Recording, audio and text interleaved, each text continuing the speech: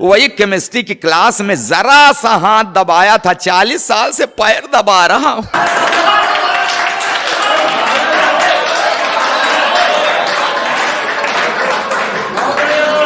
अपनी तरह का एक ऐसा कवि इलाहाबाद से हमारे बीच में आए हैं जिनकी शैली, शिल्प, बात करने का लहजा अपने आप में एक विशिष्ट है। राधेश्याम भारती इलाहाबाद से हमारे बीच में है। जोरदार तालियां बजाकर आमंत्रित करिए। नौजवान मनोज जी मुझको देख करके हंसते हैं, चेहरा देखते हैं, बाल देखते हैं, ये भी कवि हैं। तो उन नौजवानों से मैंने कहा कि भाई वक्त है जिसने तुम्हें यूं रूपवंती कर दिया। ये सब वक्त का खेल है। वक्त है जिसने तुम्हें यूं रूपवंती कर दिया, लेकिन याद रखना जाने कितनों को इसी ने किंवदंती कर दिया। ये वक्त है, ये वक्त है जिसने तुम्हें यूं रूपवंती कर दिया, जाने कितनों को इसी ने किंवदंती कर दिया। देखकर मुझको हंसो मत, मैं भी गब्बर था कभी, वक्त ने गब्बर से मुझको अब बसंती कर दी। मैं बड़ा होनहार था। हाँ, मुझको देखकर मेरी अम्मा, चाची, बुआ, मामी, मौसी सब यही कहती, देखो देखो इसकी आंख मुझ पर गई है। कोई कहती देखो इसकी नाक मुझ पर गई, कोई कहती देखो इसके होठ मुझ पर गए हैं, कोई कहती हंसी, सब यही कहती ये मुझ पर गया है, ये मुझ पर गया है, ये मुझ पर। वो तो बाद में मेरे गजब के कारनामों को देख के सब पलटी मार गई। कहने लगी हराम ज्यादा पता नहीं किस पर गया है। मैं बिगड़ न जाऊं इसलिए मेरे बाप ने मुझको गांव वाले सरकारी प्राइमरी स्कूल में नहीं पढ़ाया। हाँ, मेरा एडमिशन एक अच्छे प्राइवेट स्कूल में कराया। पिताजी का ये अच्छा विचार था, मगर मैं भी होनहार था। उस अच्छे स्कूल की अच्छी पढ़ाई भी मेरा कुछ नहीं बिगाड़ पाई। मैं वहां भी अति प्रसन्न, 5वीं तक पहुंचते पहुंचते सर्वगुण संपन्न, पढ़ाई लिखाई छोड़कर हर विषय का विशेषज्ञ। फिर मेरे बाप ने घर पर 50 रुपए महीने का ट्यूटर लगा दिया। वो ट्यूटर मुझको 5 रुपए की पढ़ाता था, 45 की ठुकाई करता था। अच्छा, मेरे ठुकाई कार्यक्रम में मेरे पिताजी भी रेगुलर सहयोग करते थे। कभी कभी फूफा, मामा, मौसा जी भी अपना कीमती वक्त देते थे। मैं शाम को पढ़ता जरूर, फिर पिटता जरूर, फिर रोता जरूर। जिस रोज नहीं सुनते मेरा रोना, मोहल्ले वाले आके पूछते आज बबुआ की तबीयत खराब है का। जिस बार मैं पास हो जाता था तो पिताजी बाजार की किसी दुकान से मुझको नए जूते दिलवाते थे। हाँ, जिस बार फेल हो जाता तो खुद देते थे।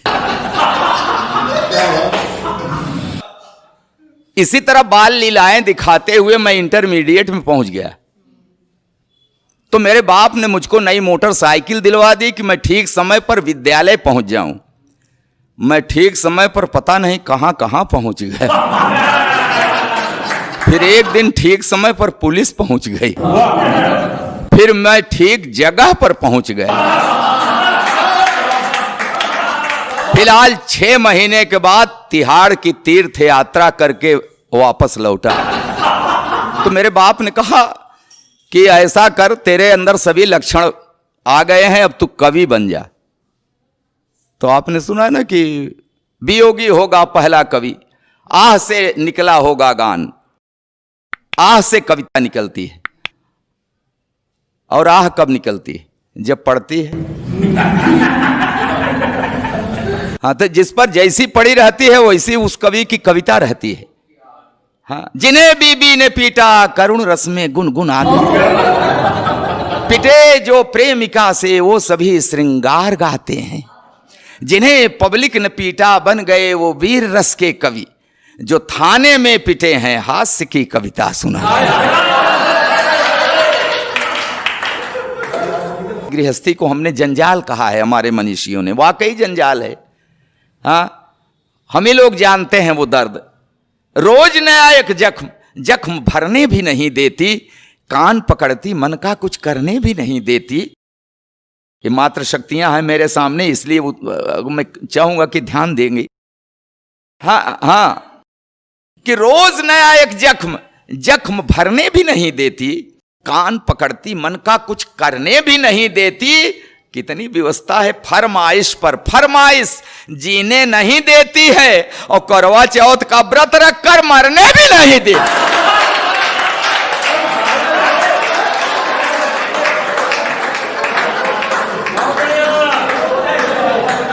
कैसे सांसत में हम लोग जी रहे हैं, अब क्या बताएं।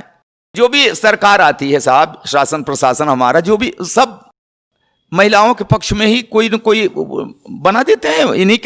इनको मजबूत करने के लिए कोई न कोई कानून बनाते रहते हैं। मर्दों की ऐसी तैसी कर रहते हैं। और हमारे एक कवि ने तो यहाँ तक लिख दिया कि अबला जीवन हाय तेरी क्या यही कहानी, आंचल में है दूध और मथे शरण गुप्त जी वो कह रहे हैं कि अबला जीवन हाय तेरी क्या यही कहानी, आंचल में है दूध और आंखों में पानी। इसका मतलब कि नारी का जीवन और कुछ नहीं, सिर्फ व्यथा। अच्छा, तो क्या मस्ती है पुरुष जीवन की कथा? नारी ने दुख पाया, इसका मतलब पुरुष ने सताया, खाक सताया। मैं तो कसम खा रहा हूं मैंने नहीं सताया, मैंने साहब नहीं अरे मैं क्या सताता, मैं खुद ही सताया जा रहा हूं। वही केमिस्ट्री की क्लास में जरा सा हाथ दबाया था, 40 साल से पैर दबा रहा हूं।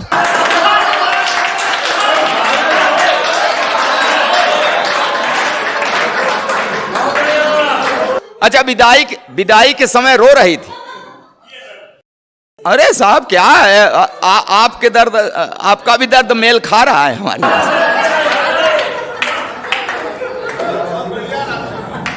विदाई के समय रो रही थी, फूट फूट कर रो रही थी। तो मैंने कसम लिया कि इसे कभी कष्ट नहीं दूंगा, हमेशा सुखी रखूंगा, तो धीरे धीरे अपने मायके को भूल जाएगी, नहीं रोएगी, चुप हो जाएगी। तब कहां पता था कि ये एक रोज रो रही है, अब जिंदगी भर मुझे रुलाए। मैंने कभी उससे आंख मिलाकर सर उठाकर बात नहीं की। हाँ, हमेशा बड़े अदब से उसे निहारता हूं। उसके पैर के अंगूठे में हल्की सी ठोकर लग जाए, तुरंत बैठकर मुंह से फूंक मारता। जब कभी उसका तेवर गरमाने लगता है, बिना सर्दी जुकाम मेरे गले में बलगम घड़घड़ा आने लगे। फिर भी जाने कि वो हमेशा मेरे ऊपर ऐंठती है। हे भगवान, पंडित जी बीवी को शादी में बाएं बैठा दे चाहे दाएं, बाद में तो सिर पर ही बैठती।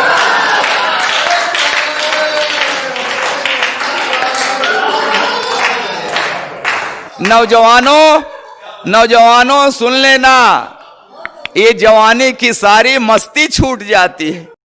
आई लव यू की क्लच प्लेट टूट जाती है। करो पढ़ी लिखी है, तब से लेकर आज तक हर रोज सवेरे रामायण पढ़ती है, दिन भर महाभारत करती है। जब जब बाजार गई उसे साड़ी का वही रंग पसंद आया जिसने मेरे चेहरे का रंग उड़ाया। चोरी करूं, बेईमानी करूं, कहीं से लाऊं, ला कर रख दूं हाथ पर गड्डी, तो चाहकने लगती है। प्यार का ओवरफ्लो, सैया सैया की जगह भैया भैया कहने लगा।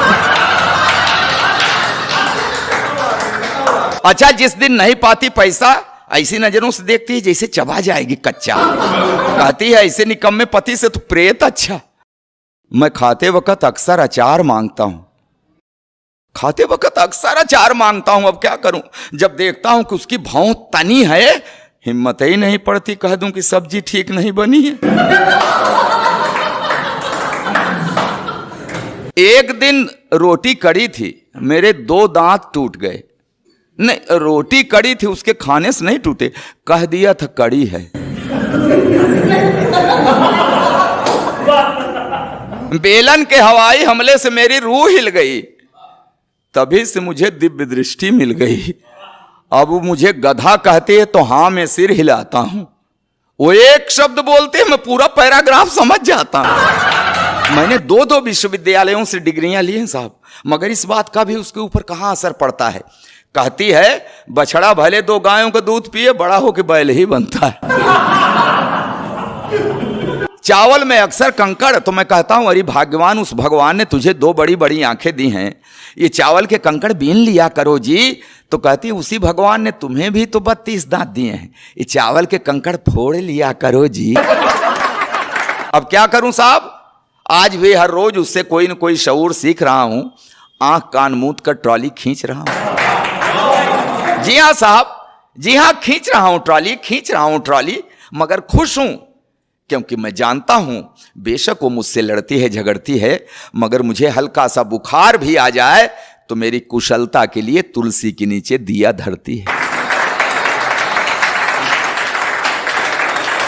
कि हां, बेशक वो मुझसे लड़ती है, झगड़ती है, मगर मुझे हल्का सा बुखार भी आ जाए तो मेरी कुशलता के लिए तुलसी के नीचे दिया धरती है, रखती है व्रत उपवास, मनाती है कि अक्षुण रहे हवात, बना रहे 7 जन्मों का साथ। और ये नोक झोंक, ये तो दाम्पत्य का अंग है। मियाँ बीबी से लड़ता है, बीबी मियाँ से लड़ती है, मगर बिखरने मत देना इस दाम्पत्य को, क्योंकि बुढ़ापे में जब बेटे और बहुएं साथ छोड़ देते हैं तो एक को दूसरे के सहारे की बड़ी जरूरत पड़ती है, बड़ी जरूरत पड़ती है, बहुत।